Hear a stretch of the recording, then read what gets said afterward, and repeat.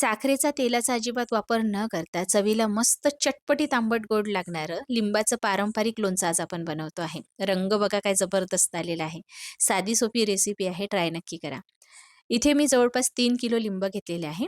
लोणचं बनवण्यासाठी लिंब कुठली घ्यायची हेही महत्त्वाचं असतं. मोठ्या आकाराचं कागदी लिंब घ्यायचं, म्हणजे ज्याची साल अगदी पातळ असते आणि ताजी लिंब घ्यायची. शिळी लिंब जर घ्याल ना, तर त्याचं लोणचं कडवट होतं. इथे मी काही लिंब बाजूला काढलेली आहे, ज्याला डाग पडलेली होती. त्या लिंबाचा आपण रस वापरणार आहोत आणि ज्या लिंबाला अजिबात डाग नाही, ते लिंब आपण लोणचं बनवण्यासाठी चिरून घेऊया. आणि हो, एक महत्त्वाचं सांगायचं राहिलं, लिंबाच्या फोडी करण्याआधी लिंब स्वच्छ धुवून, पुसून कोरडी करायची, म्हणजे वर्षानुवर्ष लोणचं टिकून राहतं, पाण्याचा अंश राहायला नको, याची काळजी घ्यायची.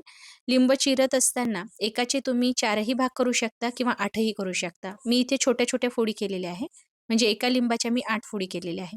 कारण लिंब मोठ्या आकाराची होती, छोटी असली असती तर मी एकाच्या 4 केल्या असत्या. आता जे डाग पडलेले लिंब जसं मी तुम्हाला सांगितलं, त्याचा आपण रस काढणार आहोत. तर याचे मी एकाचे 2 भाग केलेले आहे आणि अशा पद्धतीने आपण लिंबाचा रस काढून घेऊया. लिंबाचा रस घातल्यामुळे ना, लिंबाचं लोणचं खूप चविष्ट बनतं. आणि हो, एक अजून महत्त्वाचं लक्षात ठेवायचं, लिंबाचं लोणचं बनवण्यासाठी ज्या फोडी आपण चिरून घेतलेल्या आहे किंवा रस काढण्यासाठी जे लिंब आपण वापरतो आहे, ती हिरवी लिंब अजिबात वापरायची नाही, पिवळी झालेलीच लिंब वापरायची आहे. हिरवी लिंब जर वापराल ना, तर लोणचं जे आहे ते कडू बनवू शकतं. तर इथे लिंबाचा रस काढून झालेला आहे आणि रसाचं इथे कुठलंही प्रमाण नाही. तुम्ही कितीही प्रमाणात इथे रस घालू शकता. तर मी जवळपास 2 कप एवढा लिंबाचा रस घातलेला आहे. 3 किलो आपली लिंब होती. आता यामध्ये आपल्याला घालायचा आहे हा रस. बिया मी गाळून घेतलेल्या नाही, कारण लिंबामधल्या सुद्धा बिया मी वेगळ्या केलेल्या नाही आहेत. तुम्हाला हवं असेल तर काढू शकता, पण त्यासाठी वेळ भरपूर लागतो. आता यामध्ये मी लाल तिखट घालते आहे.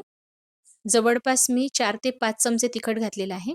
हे तिखट पॅकेटचं आहे, रंग छान येतो आणि तिखटपणा कमी असतो. तुम्ही घरचं तिखट वापरत असाल तर कमी वापरा. साधं मीठ मी इथे 4 चमचे घातलेलं आहे. काळं मीठ सुद्धा मी घालणार आहे. तर इथे मी जवळपास 2 ते 3 चमचे काळं मीठ घालते आहे. जिरे जे आहेत ना, ते भाजून घ्यायचं, त्याचं पावडर करायचं, ते 1 चमचा घालायचं. हळद घालायची आहे. हळद मी जवळपास इथे 2 चमचे घालते आहे. बस यामध्ये दुसरे कुठलेही मसाले घालण्याची गरज नाही. लिंबाचं लोणचं जे असतं ना, ते चवीलाही चटपटीत लागतं आणि कैरीच्या लोणच्यापेक्षा जास्त हेल्दी असतं. कारण कैरीच्या लोणच्यामध्ये तेलाचा आणि मिठाचा जास्त वापर केला जातो. पण लिंबाच्या लोणच्यामध्ये मिठाचा वापर मोजकाच केला जातो. मसाले बेसिक वापरले जातात, जे आपण नेहमीच्या भाजीसाठी वापरतो आणि तेलाचा वापर या लोणच्यासाठी अजिबात केला जात नाही. त्यामुळे आरोग्याच्या दृष्टीने बघायला गेलं ना, तर कैरीच्या लोणच्यापेक्षा लिंबाचं लोणचं खाणं कधीही फायदेशीरच असतं. आता मसाले मी सर्व फोडीला लावून घेतलेले आहे. असं छान मिसळून घ्यायचं. खूप जास्त ओव्हर मिक्स करण्याची गरज नाही. आपल्याला या फोडी शिजवून घ्यायच्या आहे, पण शिजवत असताना किती शिजवायचा हे खूप महत्त्वाचं असतं. लिंबाचं लोणचं बनवणं तसं तर खूप साधं सोपं आहे, पण काही टिप्स लक्षात ठेवणं तितकंच महत्त्वाचं आहे. बघा मसाले लावून झालेले आहे. चला आता या फोडी किती शिजवायच्या, कशा शिजवायच्या ते बघून घेऊया. तर इथे मी गॅस सुरू केलेला आहे. हाय फ्लेमवरच गॅस ठेवते आहे. चला आता याला उकळी यायला अजून वेळ आहे. तोवर आपण अजून एक काम करूया. आपण हे लोणचं साखरेचा वापर न करता गुळाचा वापर करून तयार करतो आहे. मी इथे घाटचा गूळ घेतलेला आहे. हा गूळ गावरान गूळ असतो. रंग याचा खूप डार्क असतो. त्यामुळे लोणच्याला रंग आणि चव खूप मस्त येते. तुम्हाला हा मिळत असेल तर हा वापरा किंवा तुम्हाला जो उपलब्ध होत असेल तो वापरला तरीही चालेल. पण हा गूळ जास्त आरोग्यदायी असतो. चला इकडे लोणच्याला बघा तुम्ही एक वाफ यायला सुरू झालेली आहे. दिसतंय ना तुम्हाला वाफ निघायला लागलेली आहे. बस एवढंच शिजवायचं.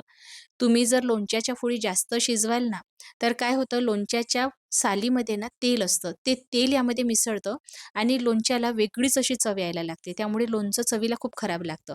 म्हणून फक्त एक वाफ काढायची. वर वाफ दिसायला लागली, की लगेच गॅस बंद करायचा आणि फोडी शिजवत असताना जे पाणी तुम्हाला दिसत होतं ना, त्यामध्ये मी पाणी घातलेलं नव्हतं. तो लिंबाचा रसच आहे, जो लिंबाच्या फोडीमधून सुद्धा बाहेर येतो आणि इकडे मी गुळाचा पाक करायला ठेवलेला आहे. गूळ बुडेल एवढं मी पाणी घातलेलं होतं. ते जास्तीचं घातलेलं संपूर्ण पाणी निघून जायला हवं, तोवर हा पाक शिजवायचा आहे. जवळपास तुम्हाला अर्धा तास लागेल हा पाक शिजवण्यासाठी. इथे थोडा वेळ जास्त द्यावा लागतो, पण हे लोणचं अशा पद्धतीने बनवाल ना, तर वर्षानुवर्ष टिकून राहतं. तर बघा, पाक जो आहे ना, घट्ट व्हायला सुरुवात झालेली आहे. तर गॅस आपल्याला मीडियम टू लो फ्लेमवर ठेवूनच हा पाक शिजवून घ्यायचा आहे. पाक तयार झाला की नाही हे बघण्यासाठी वाटीमध्ये पाणी घ्यायचं. यामध्ये पाकाचे काही थेंब घालायचे. बघा, पाक घातल्यानंतर ना एका जागेवरच राहतो आहे. पाण्यामध्ये पूर्ण मिसळलेला नाही आणि असा बोटाने तुम्ही जर एकत्रित कराल, तर हा जमा होतो आहे. म्हणजे हा पाक तयार झालेला आहे. तुम्ही यापेक्षाही घट्ट पाक बनवू शकता, ज्याला गोडीबंद पाक म्हटलं जातं. म्हणजे त्याची गोडी तयार होते. तर तसाही पाक बनवता येतो. तो चिक्कीसाठी वापरला जातो. पण आपण लिंबाच्या लोणच्यासाठी एवढा घट्ट पाक बनवण्याची गरज नाही. जेवढा मी सांगितला तेवढाच बनवला तरीही चालेल. आता जे आपण लिंबाच्या फोडी शिजवून घेतलेल्या होत्या ना, त्यातला मी सर्वात आधी रस या पाकामध्ये घातलेला आहे. सध्या मी गॅस अगदी मंद आचेवर ठेवलेला आहे. यामध्ये लिंबाचा रस घालून झाल्यानंतर लिंबाच्या फोडी घालायच्या आहे. तर थोड्या-थोड्या करून मी यामध्ये फोडी घालते आहे. आपल्याला पाकाबरोबर फक्त 2 ते 3 मिनिटासाठी हे लोणचं शिजवायचं आहे. त्यापेक्षा जास्त शिजवायचं नाही. कारण आपण फोडी वाफवून घेतलेल्या होत्या. लोणचं असं वाफवून घेतलं ना, की लिंबाचं लोणचं खूप वर्षानुवर्ष राहिलं ना, तरी छान मुरतं आणि चवीला छान लागतं. विशेष म्हणजे खराब होत नाही. बुरशी अजिबात येणार नाही या लोणच्याला. तुम्ही बाहेर जरी ठेवाल ना, तरीसुद्धा हे लोणचं खराब होत नाही. फ्रिजमध्ये स्टोअर करून ठेवू शकता. पण बाहेर स्टोअर करायचं असेल, तर असं पाकातलं लोणचं बनवा. अजिबात खराब होणार नाही. नीट मिसळून घ्यायचं आणि हो, तुम्हाला जर अशी भीती वाटत असेल, आपण हे पाकातलं लोणचं बनवतो आहे. पाक जर चुकून खूप घट्ट झाला, तर लोणचं बिघडेल का? तर अजिबात बिघडणार नाही. पाक मी जेवढा तुम्हाला दाखवला, त्यापेक्षाही जास्त घट्ट जर तुमचा पाक झालेला असेल, तर भिण्याची अजिबात गरज नाही. आपण जे लिंब शिजवून यामध्ये घातले ना, त्या रसामुळे हा पाक अजून पातळ होऊन जातो. त्यामुळे काहीच बिघडणार नाही. मला मीठ थोडं कमी वाटत होतं, त्यामुळे मी साधं मीठ घातलेलं आहे. नीट मिसळून घ्यायचं. फक्त 1 ते 2 मिनिटासाठी मी एकच वाफ काढलेली आहे.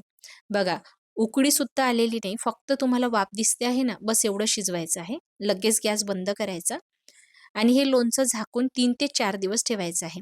झाकत असताना जेव्हा गरम लोणचं असतं, तेव्हा एखादं बंद झाकण ठेवायचं नाही. जाळीदार झाकण ठेवायचं. म्हणजे जशी चाळणी असते ना, तसं झाकण ठेवायचं. 3 ते 4 दिवस मी असंच मुरू दिलेलं होतं. बघा, पाकसुद्धा दाटसर झालेला आहे. आता लोणचं भरत असताना स्वच्छ कोरडी केलेली बरणी घ्यायची. यामध्ये हे लोणचं असं भरून ठेवायचं. हवाबंद डब्यामध्ये ठेवायचं आणि लोणचं काढण्यासाठी ओल्या चमच्याचा वापर अजिबात करायचा नाही, नाहीतर लोणचं खराब होऊ शकतं. 1 चमचा त्यामध्येच राहू द्यायचा. वेगवेगळ्या चमच्याचा वापर करायचा नाही. ओलसर चमचा असेल तर लोणचं खराब होण्याची शक्यता असते.